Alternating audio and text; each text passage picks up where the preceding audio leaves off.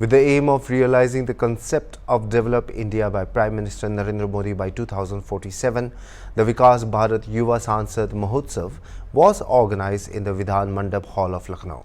The event for 2 days begins today, where speakers of both the houses of the legislature were present. In the Yuva Sansad Mahotsav, Assembly Speaker Satish Mahana presented his views in front of the youth, while Legislative Council Speaker Kunwar Manvendra Pratap Singh also expressed his views. Later in his address, Chief Minister Yogi Adityanath told how the youth can contribute to the development of the country by using better technology and skilled capacity. Mahotsav has been organized by the Ministry of Youth Affairs and Sports, Government of India, in which 240 children have been selected from all the districts of Uttar Pradesh. Hornbill TV had an exclusive talk with Dr. Manju Singh, State Contract Officer of National Service Scheme Cell in Uttar Pradesh Higher Education Department. Let's have a look at this detailed report. साथ उनसे बात करें। Ma'am, आज विकसित भारत युवा संसद महोत्सव का आयोजन हो रहा है, आप भी उसमें पार्टिसिपेट कर रहे हैं और 240 बच्चे पार्टिसिपेट कर रहे हैं। जैसे अभी मुख्यमंत्री कह रहे थे, प्रधानमंत्री का संकल्प है 2047 तक की भारत को विकसित भारत बनाने का संकल्प है, तो आज का ये पार्टिसिपेट जो बच्चे कर रहे हैं, क्या कहना चाहेंगे? हाँ, बहुत बहुत धन्यवाद। 240 बच्चे 75 हमारे 75 जिलों से आए हैं। इनका जो चयन है ये बहुत कठिन था। माय भारत पोर्टल पे इनके 1 मिनट की videos one nation one election पे डाली गई और उसके माध्यम से ये लोग वहाँ से निकले हैं और वहाँ से ज्यूरी बनाई गई। 75 जिलों में कुल 24 नोडल बनाए गए, वहाँ बच्चों को बुलाया गया और 150 बच्चे हर नोडल सेंटर पे आए और वहाँ से हमने 10 बच्चों को चयन किया।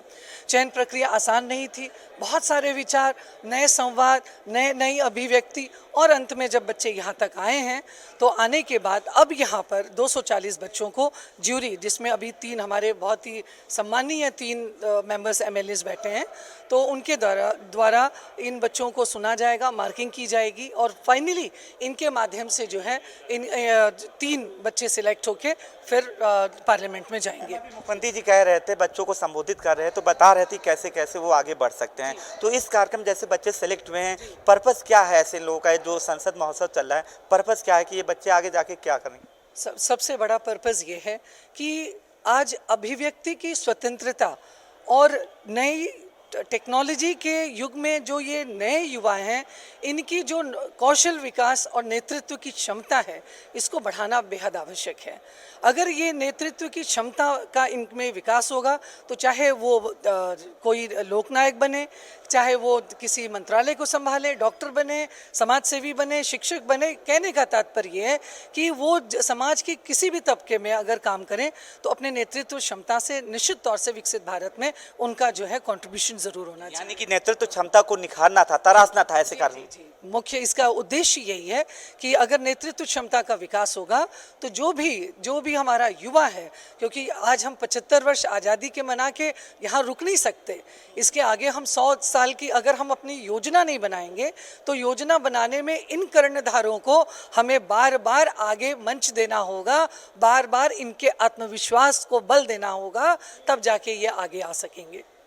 ठीक है, आप डॉक्टर मंजू सिंह हैं, जिन्होंने कहा कि युवा संसद जो महोत्सव हो रहा है विधानसभा में, इसमें जो बच्चे जो सिलेक्टेड जो बच्चे हैं 240 प्रतिभाग कर रहे हैं, उनकी जो है प्रतिभा को निखारना है, नेतृत्व क्षमता को तराशना है, ताकि यही बच्चे देश का भविष्य बन सके। वीडियो जर्नलिस्ट विजय के साथ अनूप चौधरी, हॉर्नबिल TV, लखनऊ।